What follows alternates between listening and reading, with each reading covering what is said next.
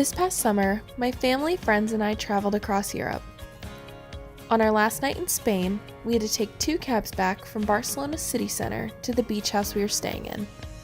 My mother, sister, best friend, and I were in one of the cabs, and we decided to stop at the store to pick up food before boarding our plane back to the US.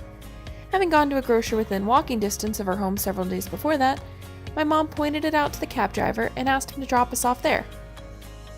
We stumbled out the door with our arms full of paper bags and started toward home, hoping to make it back before our arms fell off. Within a few minutes, we realized that we'd stopped at the wrong store and searched our location. We were over 10 miles away.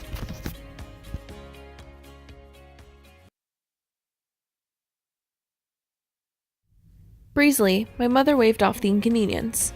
She tried calling for another cab. Unfortunately for us, we were outside the range that most taxis cater to. Grumbling individually to ourselves, we continued shuffling forward, bags in hand, and tried calling every service we could find for a ride. With only a few hours until we had to make it to the airport, we were running out of time.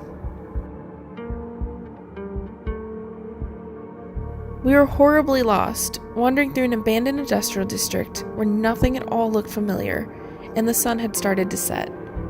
Normally, we would enjoy watching the sky fade into the brilliant orange and pink hues on the horizon, but we were starting to panic. The sunset cast sinister, looming shadows across the street, making it look even more strange than before, if that was even possible. Our painful, rumbling stomachs reminded us we hadn't eaten in hours, which is what had gotten us into this mess in the first place. My friend tore open a bag of chips, quickly tossing a few in his mouth as we continued walking. He rashed them out between the 4 of us, and we ate them in silence. The orange juice we had just squeezed in the store quickly ran dry as we desperately drank directly from the bottle.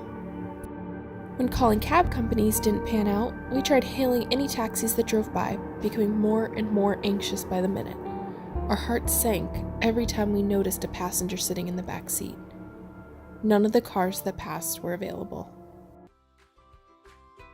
My friend and my sister tried to kill some time by playing around on a nearby park. Their antics on the teeter-totter had us laughing for a moment before resuming our search for a way home, toting whatever food we had yet to eat in our weary arms. They seemed to grow heavier every step of the way. 2 hours passed, and we finally found a McDonald's, the first familiar thing we'd seen in hours. The golden arches reminded us of home and how worried we were never going to get there. We were able to sit down and start calling for cabs again. With just over 3 miles left to go, my mom caught a taxi that happened to be driving near our location. Stressed, tired, and running late for our flight, we made it home in time to throw our luggage in the airport shuttle. The groceries we'd walked miles for were abandoned in the fridge, and we were able to make it to our gate just as the plane started boarding. Only then were we all able to breathe a sigh of relief, happy our ordeal was finally over. It was the part of our vacation that we all remember the most.